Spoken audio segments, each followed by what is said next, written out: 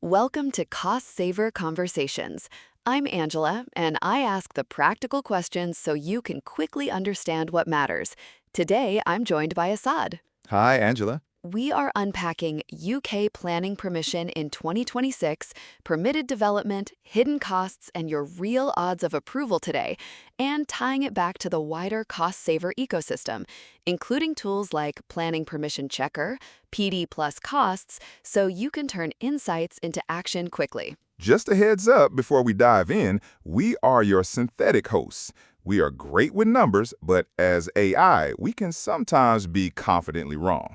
Think of us as the digital versions of your most knowledgeable, slightly caffeinated friends. Exactly. Treat this chat as a smart estimate only, not as professional financial guidance. Always check important details with official sources or a qualified expert before making any big decisions. Welcome back, everyone.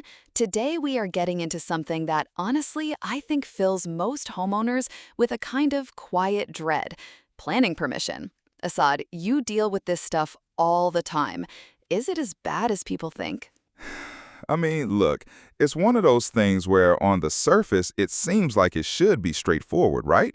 You want to build something, you ask the council, they say yes or no. But then you actually dive in and it's just it's a tangle. Jargon, hidden costs, acronyms nobody explains to you. The acronyms LPA, PD, CIL. I had to Google every single one. Yeah, and nobody at the council is going to hold your hand through it either. That's kind of the frustrating part. So when you say hidden costs, that's not what anyone wants to hear when they're already stressing about how much an extension is going to cost them to actually build. Right, and this is where people get tripped up.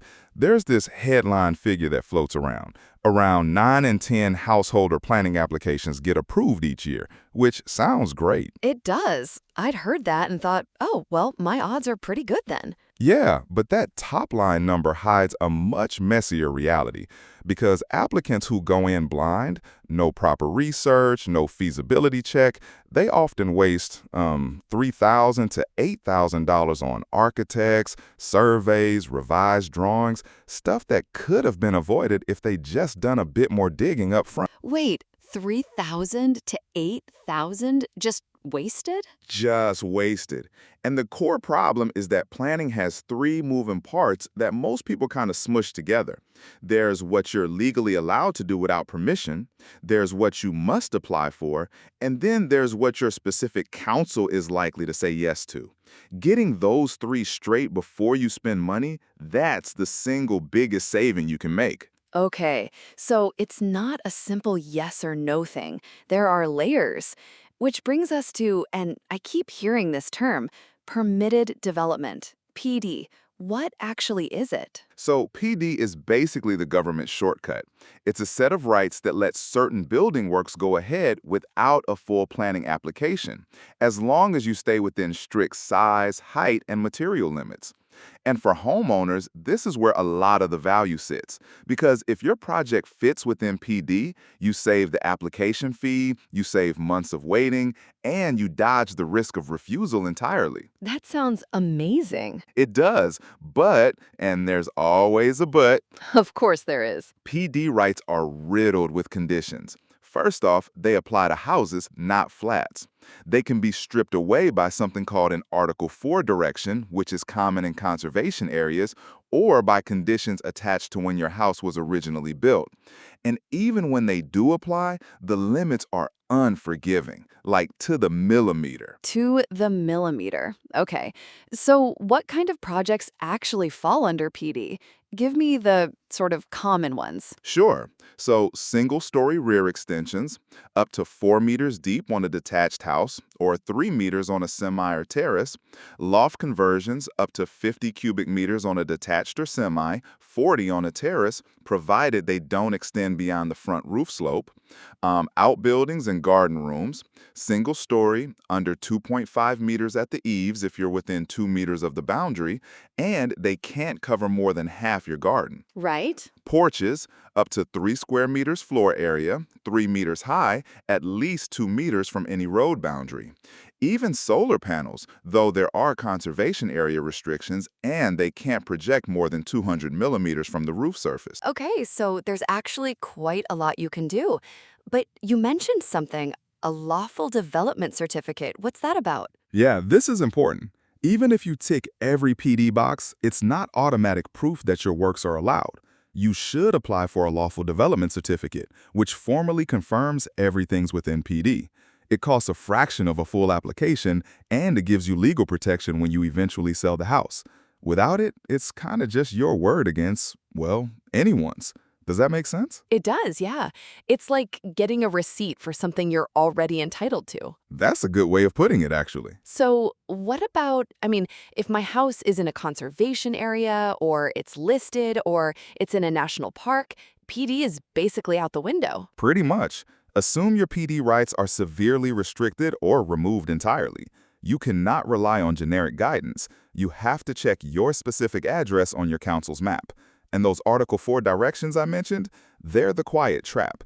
A council can just remove PD rights across a whole area, so something your neighbor did 5 years ago might now need full permission. That's wild. I hadn't thought about it like that, that the rules could literally change street by street. They can. And also, if your house was built after roughly 1948, check your original planning conditions. New build estates frequently have PD rights removed as a condition of the original consent, so what looks like a straightforward garden room could actually need a full application.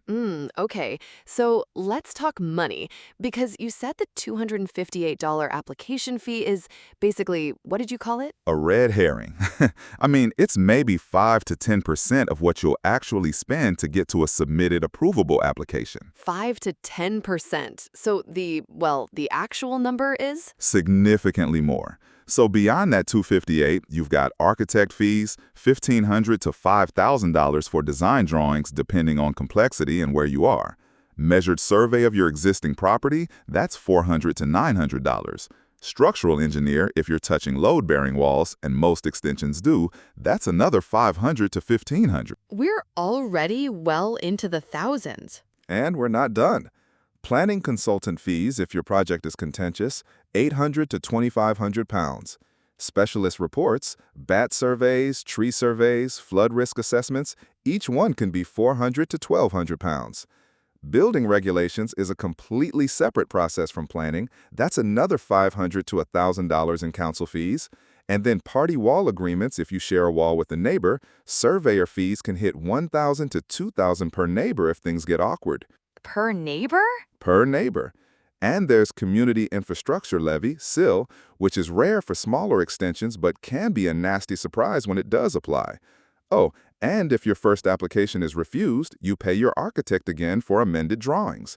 The council fee is free for one resubmission within 12 months, but the architect's time isn't. So you add all that up and a $258 application becomes... $6,000 to $10,000 before a single brick is laid. And that's before the actual build cost, which for a modest single-story extension now averages $2,200 to $3,000 per square meter in most of England. That is a lot. That's genuinely sobering. It is. The way I think about it is, the application fee is the price of asking the question. The real cost is the price of asking the question properly, with drawings and reports that actually stand up to scrutiny. Okay, so does where you live in the country change things much? Like, is it cheaper up north or? Massively.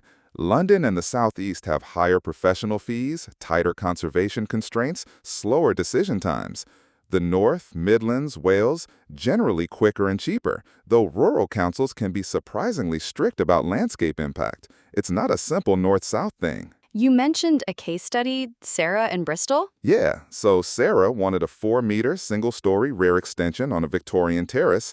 Her first architect quoted £4,200 for full planning drawings.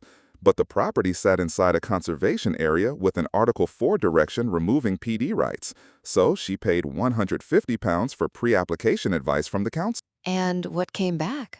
The council said they'd only support a 3-meter extension with matching brickwork and sash-style windows. So she revised her brief before drawings were produced, saved roughly £1,800 in architect revisions, and got approval first time. So that 150 pounds basically saved her nearly 2 grand. That's a no-brainer, isn't it? For her situation, absolutely.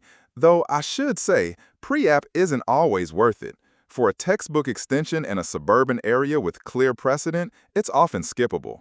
But for anything unusual, contentious, or in a sensitive area, it's close to essential.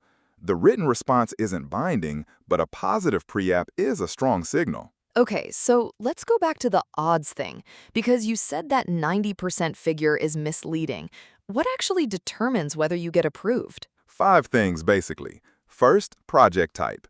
Rear extensions and loft conversions approve at well above 90%, but front extensions, side extensions on corner plots, outbuildings used as annexes, those are closer to 70%. Oh, that's a big drop. It is. Second, your local authority's track record. Some councils approve 95% of householder applications, others sit closer to 78%. And that data is publicly available on gov.uk, by the way. Anyone can look it up. I had no idea councils varied that much. Third, and this is the one people underestimate, neighbor objections. A single articulate objection about overlooking or light loss can swing a marginal application to refusal. Talking to your neighbors before you submit is honestly one of the highest return actions you can take. Just knock on the door and have a chat? Basically, yeah. Fourth is policy compliance. Every council publishes a local plan and usually a householder design guide. Applications that visibly follow these documents approve at much higher rates. And fifth, design quality.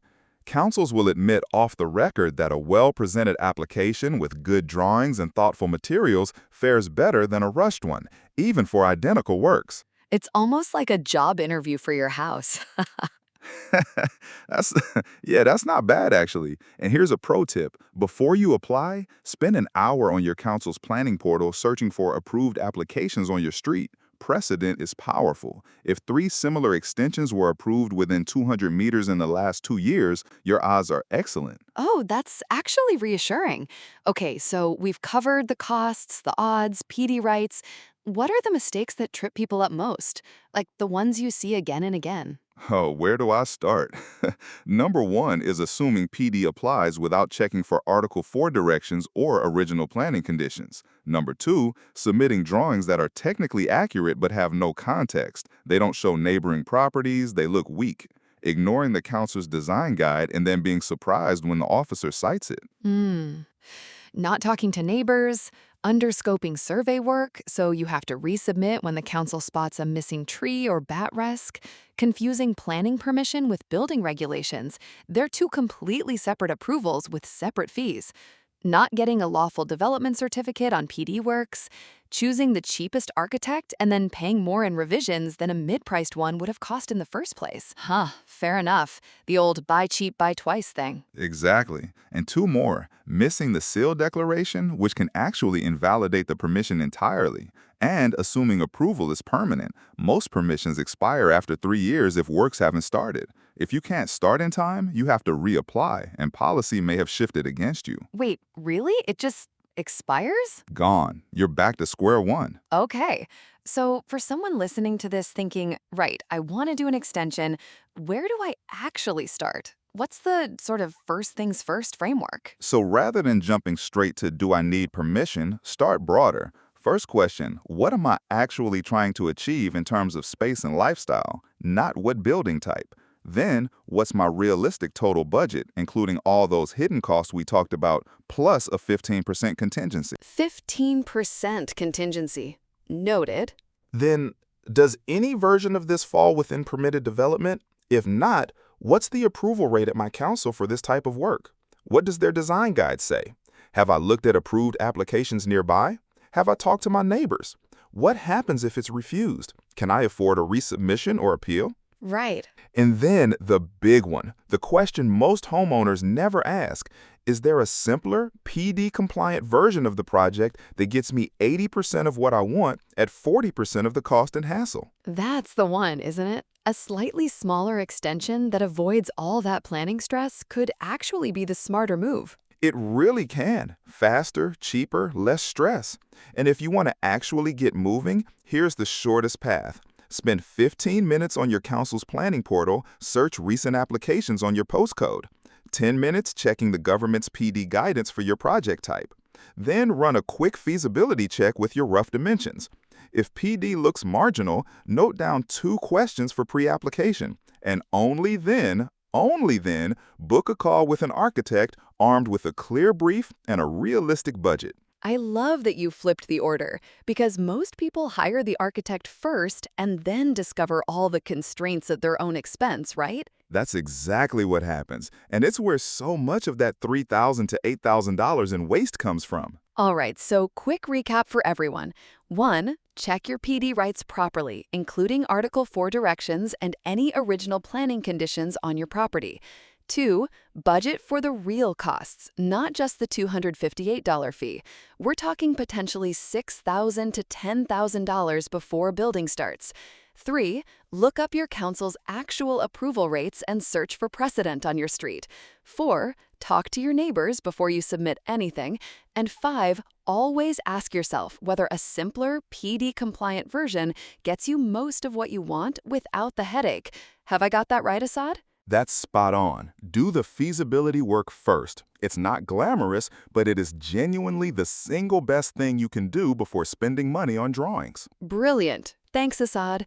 And thanks for listening, everyone. We'll see you next time. Quick side note, this guide connects with other cost-saver blogs, especially Help to Buy Equity Loan and its RPI fees, UK Town Job Market Profiler, and Cost Saver README. Exactly. And reading those together helps you connect the dots across your household budget, not just this one topic in isolation. And if you want to apply this immediately, jump into tools like Planning Permission Checker, PD plus Cost plus Odds right after this episode. Primary sources used here include Planning Portal and gov.uk, Planning Application Statistics, so you can verify the data yourself and stay evidence-led. That wraps this cost saver conversation with Angela and Assad. If this helped, share it with someone who could put these ideas to work this week. Your next step is simple. Try Planning Permission Checker, PD plus Cost and Odds, then read Help to Buy Equity Loan and its RPI fees, and use them together to take action today.